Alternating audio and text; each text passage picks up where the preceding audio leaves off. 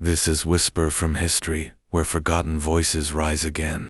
In the world of history, there are secrets so dark that if you hear them, your very soul trembles.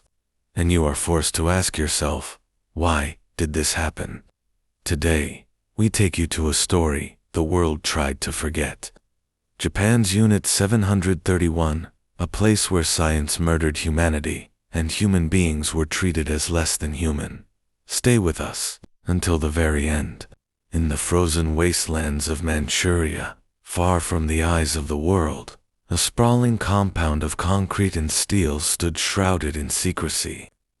To outsiders, it looked like a water purification plant. Guards patrolled the perimeter. Villagers whispered rumors, but never dared approach. And deep within its walls, the Japanese Imperial Army was conducting experiments so horrific that even the Nazis would later recoil when they heard the details. This place was known only by its code, Unit 731. The year was 1932. Japan had invaded Manchuria, establishing the puppet state of Manchukuo. The world was in turmoil, but few suspected what Tokyo had planned for this remote corner of occupied China. At its helm was a man who combined scientific ambition with chilling ruthlessness. General Sure Ishii, a microbiologist by training. Ishii was obsessed with one idea: biological warfare could become Japan's ultimate weapon. He was charming in public, brilliant in the laboratory, and utterly devoid of conscience. To Ishii, human beings, Chinese peasants, Korean prisoners, even Russian captives, were nothing more than test subjects. They were not called humans inside Unit 731. They were referred to as Marudis logs. Logs to be cut apart, logs to be burned, logs to be discarded. But what exactly happened behind those sealed gates? Inside the compound, doctors in white coats moved about briskly. Armed guards escorted new arrivals, blindfolded, shackled, stripped of names and dignity. Families were torn apart, mothers dragged from children. Once inside, there was no return. The gates of Unit 731 only opened one way. The first experiments began with frostbite. Manchuria's winters were brutally cold, dropping to -40 degrees. Japanese doctors tied prisoners outside, dousing their limbs with water until flesh froze solid. Some were forced to hold out their arms while icy winds turned their skin white and brittle. Soldiers would then strike the frozen limb with a wooden bat. If it made a hollow sound like striking a piece of wood, they knew the flesh was dead. And then came the surgery. Without anesthesia, doctors sliced away blackened fingers, toes, sometimes entire arms. They observed the spread of gangrene, the limits of blood circulation, the speed of death. Victims screamed, but their cries were muffled by the walls. In the name of science, the doctors took notes, timing every heartbeat until it stopped. But frostbite was only the beginning. Unit 731 became a laboratory of nightmares. Prisoners were infected with plague, cholera, anthrax, typhus. Sometimes it was injected directly into their bloodstream. Other times, they were locked in gas chambers, their lungs filled with clouds of pathogens. Entire groups were deliberately exposed: men, women, even pregnant women. The doctors recorded every stage of suffering. To track how diseases spread through the body, victims were dissected alive. Ishii insisted on it: no anesthesia, no pain relief. He argued that anesthesia might interfere with results. Surgeons sliced open chests, removed organs, examined still beating hearts. Children cried for their mothers as their tiny bodies were opened on cold metal tables, and every detail was written down in meticulous reports. How many died? Thousands, tens of thousands, perhaps. The exact number remains hidden, buried by burned documents and silence. But survivors of nearby villages remembered the smoke rising from the compound's chimneys. They said the air always carried the stench of burning flesh. And Ishii's ambitions were not limited to laboratories. He wanted the battlefield to become his testing ground. In 1940, Japanese bombers dropped clay bombs filled with plague-infected fleas over Chinese cities. Black clouds of insects rained down upon markets and villages. Rats became carriers, spreading disease. Entire towns were wiped out by sudden outbreaks. Thousands died in agony, never knowing that their suffering was not natural, but manufactured. Even rivers were poisoned. Wells were contaminated with cholera. The aim was not only to kill, but to terrify. And it worked. Local populations lived in constant fear, unable to trust even the water they drank. But Ishii dreamed bigger. He imagined a future where Japan could release plague across America, across the Soviet Union, crippling enemy nations without a single gunshot. Was Japan truly prepared to unleash such horror on the world? As the war dragged on, Unit 731 expanded its reach. Subunits spread across Manchuria, Unit 100, Unit 1644 each, conducting parallel experiments. Horses were infected to test the collapse of enemy cavalry. Wells were poisoned to see how fast villages died. The line between science and slaughter vanished. One survivor, a Japanese guard, later confessed what he saw. They opened a pregnant woman. They removed the fetus. They stitched her back and watched how long she lived. The doctors documented these things, not with shame, but with pride.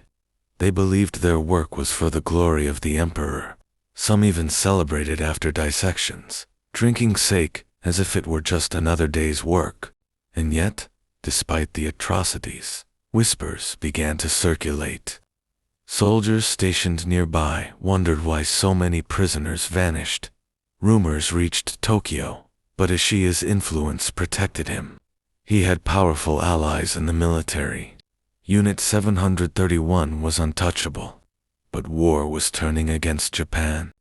By 1944, American bombers pounded Japanese cities. The empire was retreating on every front. Ishii grew desperate. He wanted to use his biological weapons on a massive scale and attack against the United States itself.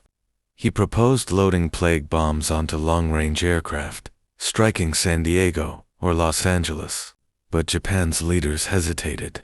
Some feared retaliation. Others doubted the effectiveness. In the end, the plan was shelved. But the mere fact that it was seriously considered shows the scale of Ishii's ambition. Meanwhile, inside the compound, the killing never stopped. Prisoners continued to die in experiments. When supplies ran low, doctors turned to more grotesque tests, burning victims alive, exposing them to extreme pressures, starving them to death just to study how long a human could endure. And as Soviet forces advanced into Manchuria in 1945, Ishii faced a terrible decision. August 1945. The atomic bombs had fallen on Hiroshima and Nagasaki. Japan was collapsing. The Soviets were marching toward Harbin, where Unit 731's main compound stood. Ishii ordered the destruction of all evidence. Buildings were dynamited, documents burned. Prisoners, those still alive, were executed, shot, or injected with lethal doses of poison. Some were buried alive to cover tracks. Witnesses later recalled screams echoing from mass graves as the compound was torched. Then Ishii and his staff fled, vanishing into the chaos of Japan's defeat. What would happen to the architects of such horror? Would they face justice, like the Nazis at Nuremberg? The answer was darker than anyone expected. After the war, the Allies uncovered rumors of Japan's biological warfare program. American intelligence officers interviewed Ishii and his colleagues. They demanded records, data, proof of experiments. Ishii struck a bargain. In exchange for his freedom, he offered the United States everything Unit 731 had produced thousands of pages of data on human experimentation, frostbite research, plague weaponization, data that, in his words, could never be obtained in peacetime laboratories, and the Americans accepted, while Nazi doctors faced execution for their crimes. Ishia and his men were quietly shielded. The U.S. believed the information was too valuable to lose, especially as the Cold War with the Soviet Union began. The atrocities of Unit 731 were buried under classified files. Survivors' voices were silenced. Justice was denied. Sure, Ishii lived a comfortable life in Japan. He never stood trial. He died in 1959 of throat cancer, at the age of 67, untouched, unpunished. Many of his subordinates went on to successful careers in medicine, academia, even politics, and for decades, the truth remained hidden. But memories cannot be erased, so easily. Chinese survivors told their stories. Villagers remembered wells poisoned, crops infested, families wiped out by plague. Former guards confessed in whispers what they had seen: the dissections, the frostbite tests, the screams of children. Finally, in the 1980s and 1990s, the truth began to emerge publicly. Japanese journalists investigated. Former soldiers broke their silence. Documents were declassified. The world slowly learned what had been buried in Manchuria. Unit 731's legacy became one of the darkest chapters in human history. A chapter so horrific that historians today still struggle to comprehend it. How could doctors men sworn to heal become butchers? How could science, meant to save lives, be twisted into an instrument of terror? And why were those responsible allowed to walk free? Even now, the numbers remain staggering.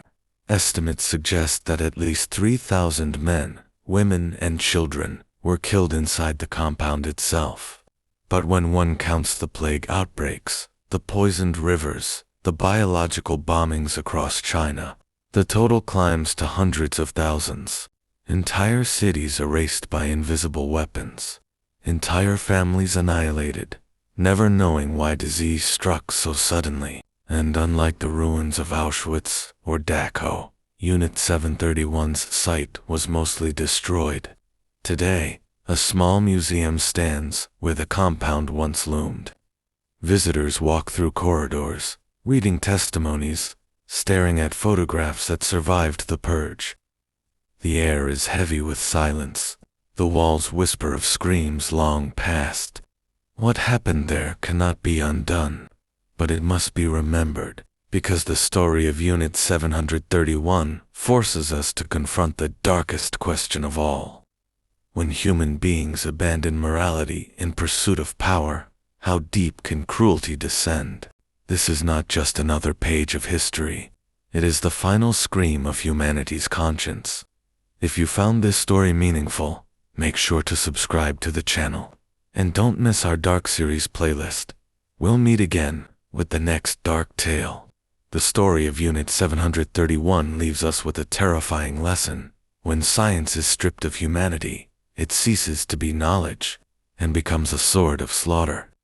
Even today, when we recall these hidden truths, a chilling fear and deep sorrow rise within us for the innocent lives that suffered.